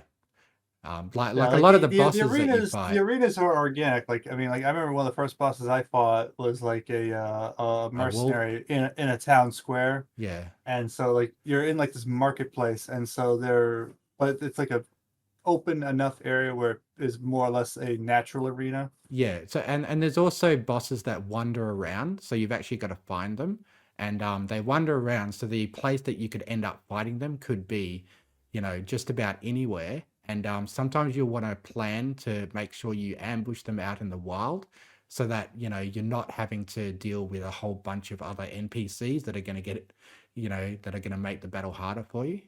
So there's strategy. I did enjoy the tracking system in that game. Yeah, like that's how you find bosses, and you can end up fighting the boss in all kinds of different places that can make the fight itself very dynamic. yeah, there's just a couple bosses where it's literally in a particular room. But yeah, a lot of bosses are very free roaming. So yeah, there's that game. Next, I've been playing Rusty's Retirement, which is a game that was, just available as a demo not that long ago. And this is a kind of I relaxing remember little talking game. about this one. Yeah, where you basically have it like I have it vertical on the right of my screen, or you can have it horizontal at the bottom. And it's just it's sort of like a phone game in that you just sort of go to it and just click around and get things going and then leave it for It's like if Stardew Valley met Cookie Clicker. yeah. That's what it is, because I know I can already tell this is launched a new genre of games, because there are already copycat games that function the same way, where you can play it while still being able to do things on your desktop. Yeah. And I'm interested to see where this genre goes. Yeah. I was basically playing it while I was cleaning my apartment for an inspection. So I had it up on my screen, and every now and then I'd sit down and just place down the crops that I wanted to grow. And yeah, it's sort of like Cookie Clicker in that it sort of gets more complex as you go along, and you, Yeah. you like scroll through your farm. And there's no like lose condition. Like, even if you plant all these crops and they water them and then they harvest them and they just sit there with a bunch of empty fields, those can just sit there for as long as you're ignoring them, and it just picks up whenever you pick the game up again. Yeah, and as you get further in, you can automate it more. So, you start off having to plant the crops yourself and water them yourself, or you don't actually control your character, but you basically have your character being the only one that can do it at first. But then you like get robots that do a lot of stuff for you, and you can just keep, building more robots and upgrading it, and as your farm gets bigger, and they basically do the work for you, and you get auto watering machines. And it's like Clicker in that the game gets more and more automated as you go along, and eventually you can just leave the game almost entirely unsupervised, and it will progress, you know, while you're away. So Yeah, I mean, it definitely seems like a really fun little way to spend a task, basically. yeah, Because that's one of the main selling points, right? Is that you can just have this down in the background practically, and it'll just continue on like Cookie Clicker. yeah. So I found it a fun little thing to do while I was doing other stuff, cleaning up my And apartment. even the demo has achievements that you can unlock. Really? Yeah. Oh, that's pretty cool. I like that. Yeah, this might Now, end up being a game. if you go right ahead and buy the full version, it's all the same achievements. So once you unlock them there, you can get them in there. Yeah, I'm interested in that one that his friend is making, My Little Life. That looks like something I'd enjoy more. It's like a Sims game version of it, which I think would be interesting. Because yeah, I really enjoy the Sims, and it would be interesting to see that put into this sort of format. So this Yeah, game's that not would be a little available yet, interesting. but it's a similar premise. I think would be more interesting of the Sims basically. Huh. Anyway, final thing on the agenda, before we go into some brony related topics, is Hades 2 is out in alpha, and you can buy it now and play it now if you want to. Do you guys plan to do that? Or are you going to wait for it to be more complete? Oh, I still haven't beaten Hades 1, so I feel like I should do that first before I go and buy another one. I've beaten the main story of Hades 1, I believe, but there's still a lot more that you can do after that. Oh, sure. But oh yeah, like I don't really feel like I want to go back to Hades 1, but yeah, I'm kind of conflicted on whether I want to start playing this now or wait for it to be more fleshed out, because yeah, this is probably still like very early access at this point. I never played Hades 1 while it was in early access. I played it once it came out fully. And I don't know if yeah, I want to ruin the experience for myself by playing Hades 2 while it's still in development, or if I Well, I've just want to watched other wait. people playing it, and it looks really like, I don't want to say complete, but it looks just like Hades 1 in terms of like the playability, the graphics, the music, the sound, the interactions. Like it all feels like a natural extension of Hades 1. Um, there's a lot of new stuff in terms of new characters, new weapons and effects and abilities and castables. Um, it looks good. Like if I hadn't already played Hades 1, I saw this and I'd be like, oh yeah, I would get it. Because, again, like it's what you have, like, you get your light, your heavy, your cast, and then your special, and you just play it with. I just play it with my Xbox controller, and it Yeah, all I think like, I also saw that they're introducing more like building and sort of harvest moon mechanics, and that you have a farm at your base that you maintain. yeah.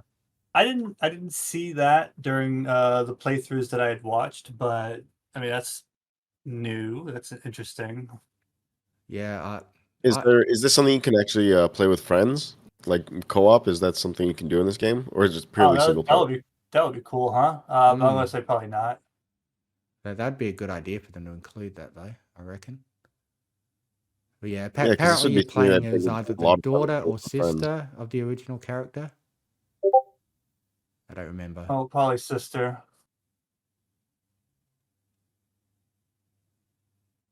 Yeah, so very All right, I similar mean, yeah, Oh, this gameplay is a pretty style. I mean, interesting game. I'm not gonna lie. if they did make it so you could have like up to 2 players playing co-op, that'd be incredible. That'd be a really But good party I game know for I know. us.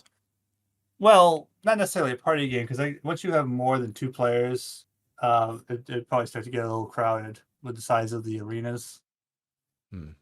Yeah, it did look like the arenas were a little bit compact, I guess you can call it. Because I remember Yeah. when they were fighting that one Yeah, I mean, whatever. it definitely that has was. it's definitely designed with a single player focus, and I know that there's a lot of people who are just like just make it multiplayer. Like for a lot of developers, making a game multiplayer is like the most complicated part of changing a game in a fundamental way. Like to say nothing of balancing, but just having it being able to like do the kind of network communication where you can have 2 people playing 2 different instances of the game and having it all synchronized back and forth. Uh, Yeah, that sounds like it would get it, it complicated and It rather is. expensive. It's hard to code that sort of stuff, like even if you're not involving servers or anything like that. If you have it all done client side, even then, just having it all synchronized is tricky. But man, I'll tell you, this particular boss fight, I watched the Sirens boss fight, and the music was amazing because there was 3 bosses, and each one was playing a different musical instrument. And as you defeated each one of them, that part of the song would fall out. So the boss music was dynamic to who's active or not. Hmm. Okay, that's pretty interesting, actually. And I like that is like that right there is just a really nice little slice of really great game design. Yeah, Because you also get the I'll guy with the say that guitar. I'll say that the story in Hades 1 was very engaging. Like it had twists and turns and surprises that genuinely shocked me in the story. So I assume and hope that there's going to be a lot of very good story content in this one as well. Yeah, the developers are aware that that was part of the big draw for Hades was the story and the characters, and I don't think I wouldn't think that they would skimp on that in the second one Mm. without betraying the spirit of the game. Yeah, it looks like there's probably a whole And from new what pantheon of gods that you get this time as well. So they've changed that up, and they're yeah, probably going to have new characters to have yeah, and interesting like backstories on. the Greek pantheon has no shortage of characters to choose from. Like like you got the sirens in this game. You didn't have that in the first one, and then you can have all these other minor characters and enemies and locations, um, while still having like the original hierarchy of the gods of Olympus, who are getting like buffs from Poseidon or Hephaestus or Dionysus, my personal favorite. Cool. So All right. Yeah, this definitely seems like something I'm gonna have to go back to and listen for the song, because earlier when you were looking it up, you can see that was one of the top searches for it. So it seems, Oh, I mean, I like like this song idea. change. Have you Yeah, played I like this Hades 1, dynamic. Cash? It's pretty interesting. No, I haven't actually. I would This is I would I don't recommend that really you play play games it. like this. It's Um, interesting. yeah, I'd Yeah, recommend that you like play I'm it, not and like then I come to was this never a once it's fan out. of like Diablo. I was never a fan of the isometric, arena fighter that this game is. But Hades had came so highly recommended. I said all that. It's like, oh, I don't know, it's not really my genre. Like, it doesn't matter, dude. You're gonna love this game anyway. And I liked it. Yeah, I liked it for the character. I liked it for the stories, and the gameplay was fun enough. Like, it was challenging to the point where, like, I still haven't beaten the game, but it never stopped being fun, even when yeah. I was losing. Because It's one of those games that even people that don't like this genre are probably gonna like it. Mhm.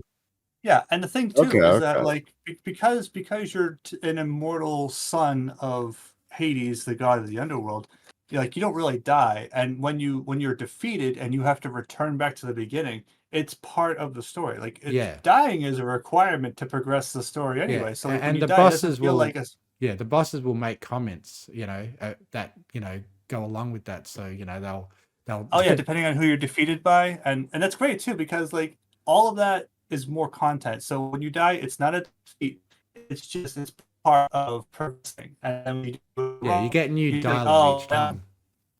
yeah. So and that's really good because you can't punish players for losing. And this game, there's no real punishment. Like it can get frustrating at times when you have one particular enemy type that you have to like learn its patterns and whatnot. But once you do, then you end up defeating it. It feels like such a great victory because like I remember for me the Hydra was one that I got stuck on for a long time. The skeleton Hydra on the lava level. Yeah. And but then when I finally beat that, I was like, dude, I felt like the king of the world, and I was ready to take on everything. And then I think after that, I the last area I made it to was Elysium, and that was when I started getting a little burnt out in terms of like Did you not having to actually do all the finish build the time. story? No, I haven't. I Oh haven't beaten the wow. game. Oh man. Oh, Well, you I should, yeah. man. The story gets really I mean, I good. I've I've s- I've seen the ending. I've Oh, watched the have you? ending. Okay. Like, you Yeah. know Yeah, how it ends. yeah, and Okay. and it was kind of a thing where like, all right, I've kind of done enough grinding where I've gotten as many upgrades to my character as possible. There was really no excuse. It just comes down to a matter of skill, and I didn't really have the time and the hours to like get good. Yeah. So So you probably I didn't I, Well, I mean, I that's experience fair, what man. was That's fair. essentially the end game where you beat the main story, but part of the story is that you still keep going. And that's where you start adding like modifiers and stuff that expand the game even more and bring well, even yeah, more like I challenges watched. into it. It's sort of like a Well, I new know like game plus. It's got a new game one of the plus basically. one of the challenges is to be able to beat the whole game without taking any boons from any of the Olympian gods. Well, And that if you sounds can beat hard. Hades with that, and if you beat Hades without taking any boons, he comments about how, oh, I don't smell the stink of Olympus about you. He's like, yes, I did it myself, Father, just like Wow. I said I would. And you get like a special ending. Cool. No, that's an interesting one. Yeah. Oh I man, love when they do totally So little play Easter eggs Hades like one that in games. cache. yeah, And then you'll be ready for when this comes out. Yeah, and I one don't one think of I'm gonna one play it for a while yet. yeah, no, one of my measures of a good game is if you can still have fun while losing, that's a good game. And Hades is one of those good games where even when you're losing, you're having fun. Yeah, yeah, definitely. It's great characters. Like you don't even have I could spend like just an hour interacting with the characters in the lobby area there. With Bones there Oh yeah, practicing the weapons and whatnot. yeah. Uh, You're the encouraged th- to like talk to everyone, and every time it's interesting. Right.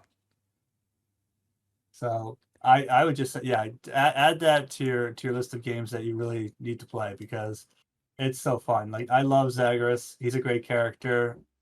Uh, the voice acting is phenomenal. Nyx, like I ship him with Nyx super hard. Hmm. All right. I do not know what that means. Oh yeah, right there, the Hydra, like I said. Oh, That's this a is where you tough- got stuck on that Hydra? Yeah, I mean this is an animated, Right. No, I know what you mean, cinematic, but but yeah, that's what it represents. that boss in the game, yeah. Oh, he killed me a lot. Mm. So you haven't actually beaten Hades himself. You haven't gotten that far. No, I haven't even gotten to him. Yeah.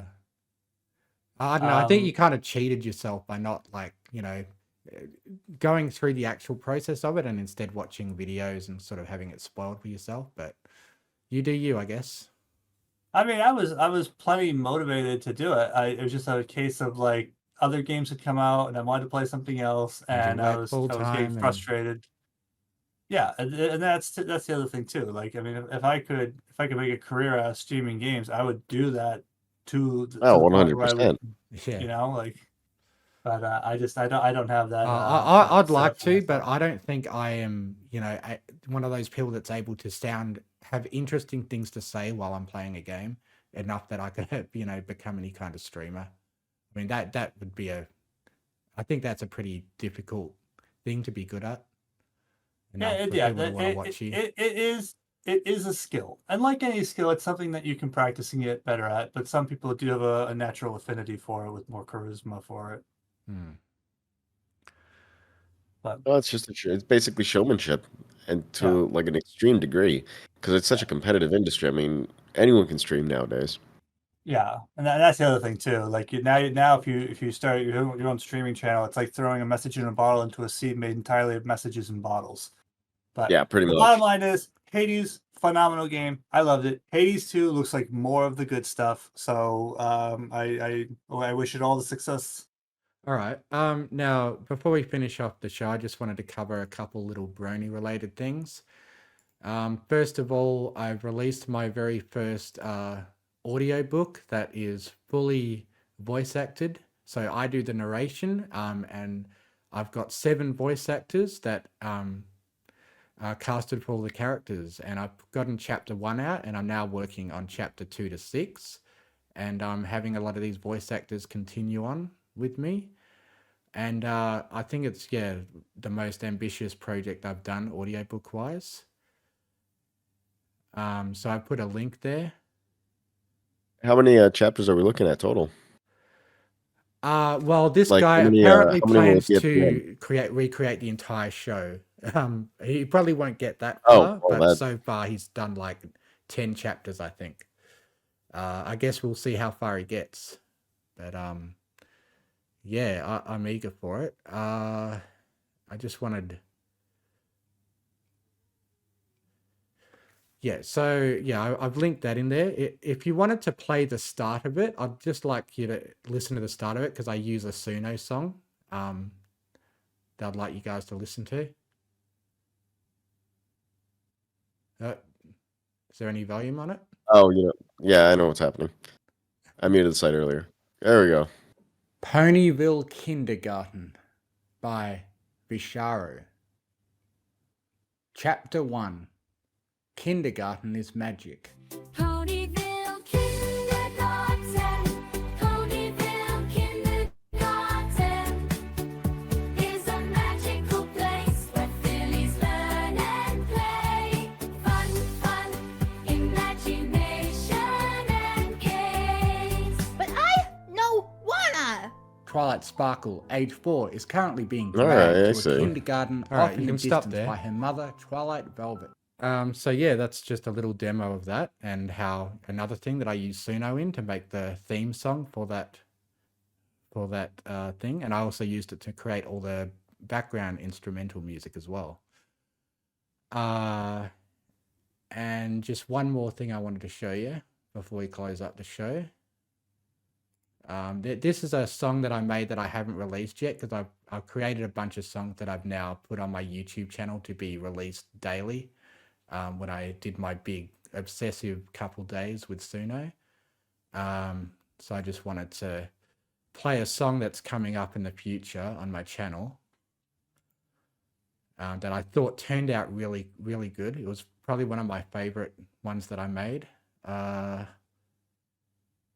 me just check if this is the right one. Yeah. So I'll just link that in the room, and you can play it for us. I'd like to, see what you guys think of how this turned out. I like the lyrics so far. Yeah, great lyrics, eh?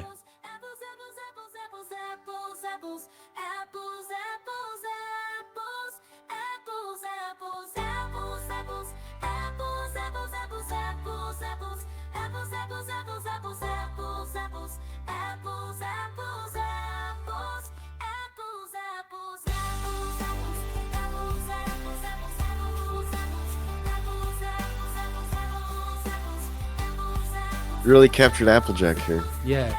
So kind of my joke for this, like I've made one for each character. It's Apple Bloom from Friendship is Witchcraft. Oh, I that's don't a good speak point. Appleese. Yeah, you're I right. speak Japanese. Yeah. Apples. So yeah, I think this was one of my favorite ones that I turned out, but I've done one for each character, and basically the joke is that this is all you need to know about this character. All you need to know about Applejack is apples, apples, apples, apples. All you need to know about Twilight is books, books, books, books, books. All you need to know about Pinkie Pie is fun, fun, fun, fun, fun, fun. So those are some things that are coming up on my channel shortly. And I've actually learned to, like the way I did this was I actually commanded it to have a speaking voice at the start, say howdy, and then you should hear how the song ends. Doesn't look like it's on the,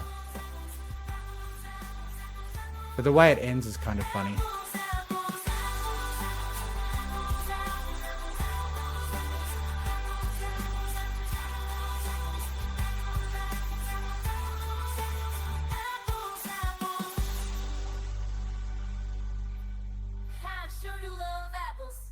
Okay.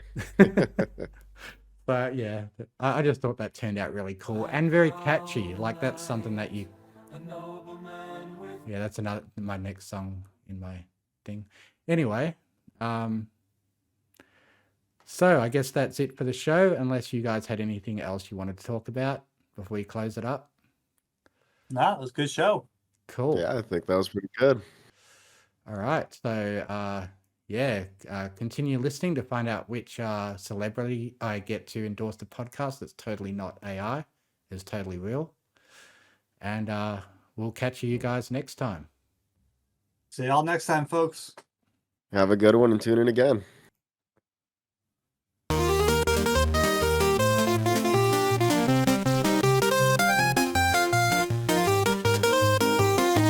Joe Rogan said we were crazy and told Jamie to bring us up. The angry video game nerd said that we were not shit. Arnold Schwarzenegger said he likes to listen to us while governating. It's the Mystery Gaming Bros podcast, where bronies talk about video games with the mystery Fluttershy fan and co-host Shakes and Cashflow. It's the Mystery Gaming Bros podcast. Where bronies talk about video games with the mystery Fluttershy fan and co-host Shakes and Cashflow. It's the Mystery Gaming Bros podcast. Andrew Tate said we are true manly alpha men. Alex Jones claims we know the truth about the deep state. Tony Soprano said would be ashamed if something bad happened to non-listeners. It's the Mystery Gaming Bros podcast, where bronies talk about video games with the mystery Fluttershy fan and co-host Shakes and Cashflow. It's the Mystery Gaming Bros podcast. Where bronies talk about video games with the mystery Fluttershy fan and co-host Shakes and Cashflow. It's the Mystery Gaming Bros podcast. Donald Trump said we are great guys and that everybody loves us. Strong back tight that he endorses us with his boxing gloves on. The Queen came back from the dead to officially endorse us. This is Walter White. There is no better way to relax while running a drug cartel than listening to the Mystery Gaming Bros podcast. If you don't have drugs, they're the next best thing.